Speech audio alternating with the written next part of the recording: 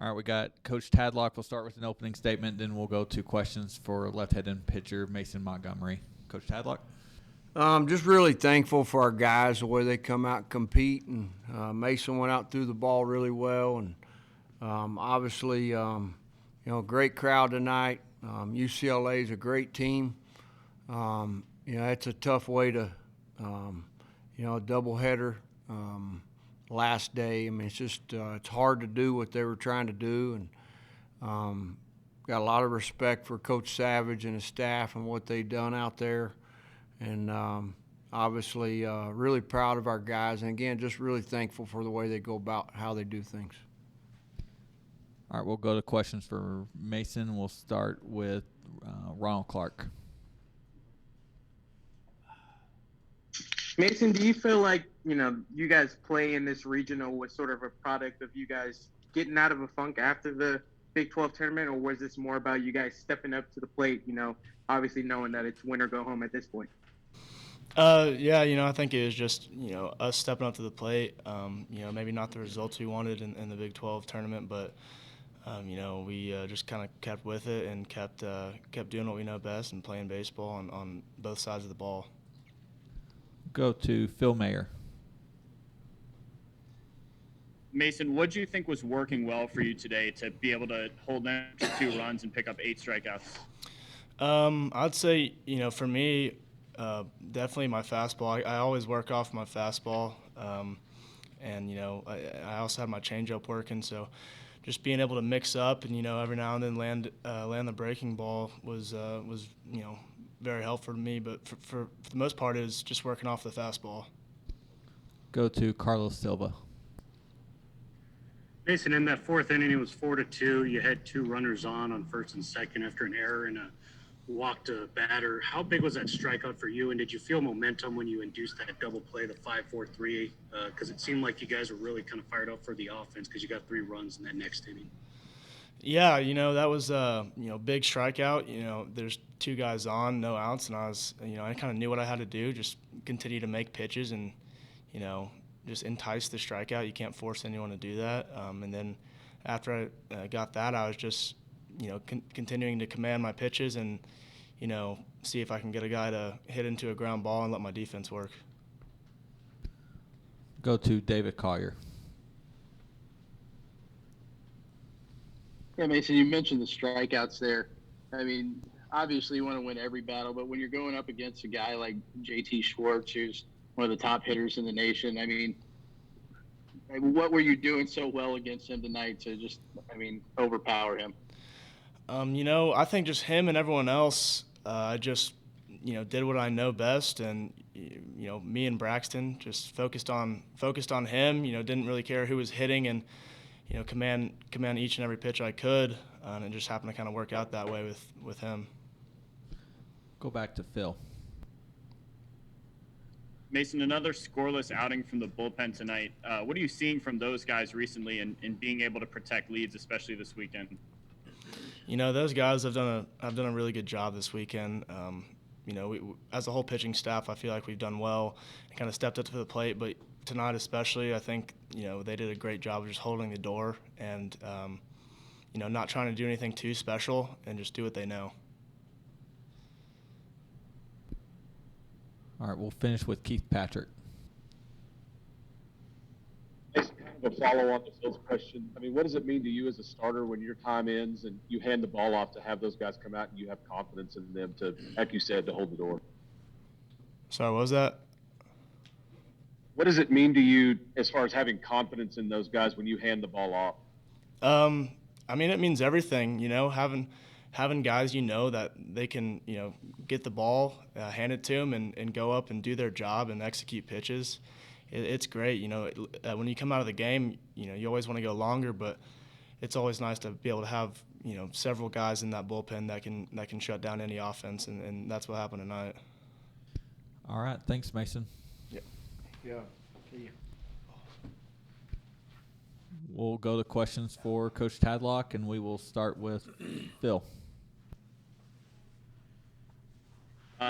Sam, I guess first of all, just with Mason, he had a couple rocky outings sort of in the middle of the season, but has settled in nicely down the stretch with 3 good outings in a row. What have you seen from him recently in being able to put that back together, and just in terms of sticking with him in the rotation, how much confidence you have in him right now?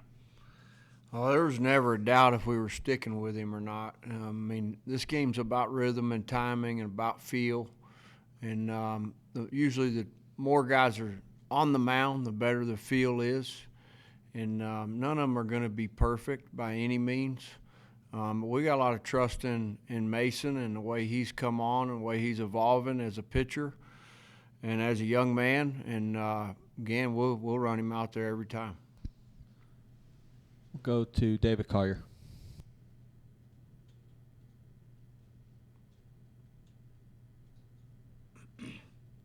Coach, you've talked a lot about 1 through 9 doing their job.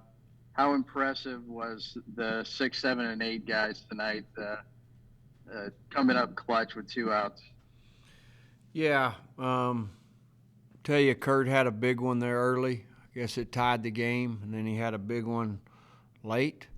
And, Parker moved a runner there late in the game, kind of gave us a little cushion.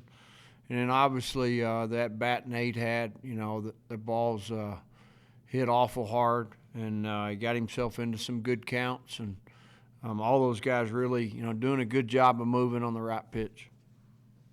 Go to Carlos Silva. Coach, I asked Mason this, but that 4th inning, did you feel like there was a big shift of momentum when he was able to get that strikeout and that double play? Because it seemed like the guys really kind of came out there. Yeah.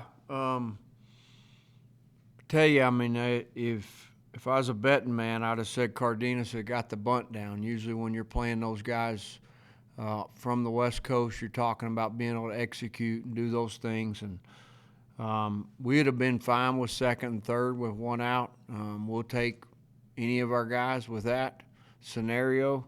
But when he didn't get it down, I guess he punched him out and then got the double play ball. And I thought Nate made a really good pick on the play on the back end of it. And, that doesn't go unnoticed.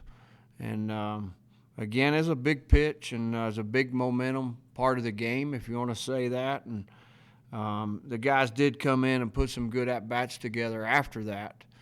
I guess we can all sit here and try to figure out if that happens because you get the double play or because it's just baseball. I'm not really sure on that. Go to Ronald Clark. Coach, did you get the feel that, this team played with that sense of urgency that you want them to play at this point in the postseason? We're getting there, I tell you. I mean, it's by no means have we played our best baseball. And these guys are definitely working at trying to evolve each day and try to play the game at the highest level we can individually and collectively. And that's a challenge. This game's a big challenge mentally and physically, and they've accepted that challenge. Go back to David Collier. Coach, I know the bullpen came in, or these last 2 games, obviously, with a decent lead, but could you speak to how well they performed throughout the week? I think 1 earned run from the bullpen in 3 games. Yeah, I mean, you talk about obviously on Friday, Micah threw the ball really good, and then Sublette yesterday, and then Devine and Bridges. I didn't leave anybody out there, did I? On Friday, somebody else throw on Friday. Forgive me if I'm not remembering that. It feels like it was a week ago. Queen did throw. Queen threw the ball really good, and I guess that's like a catcher. I mean, if you throw and you don't notice them, if you're a catcher and you don't notice them, that means they can really catch. That means the ball's going where it's supposed to go, and. Tell you, I mean, it's Devine and Bridges. I mean, that was to build a bridge the game to Micah there today. Thought that was really cool to see. It's good to get Devine a clean inning. Both those guys. Devine's probably from 30 miles from UCLA. I don't know the area that good, but it's awful fun to watch. All those, he knows a bunch of those kids, and had to be a fun baseball game for him. Go to Keith Patrick, then Phil Mayer. Coach, that leadoff bunt in the fifth for Jace, what kind of growth have you seen from him in his game adding tools like that? Yeah, he was when he came in, he was bragging that he finally got one down. And hadn't seen too many guys that can really hit that can't bunt. So he can really hit, and obviously, I mean, if you can really hit, you can handle the bat a little bit. And so he did that all on his own, and I mean, it was a great play. I mean, it got an inning started. Go to Phil Mayer, then we'll close with David Collier. You guys had 8 runs today without hitting any home runs. Is that something you like to see as a coach, to know that you guys can string together rallies without relying on the long ball?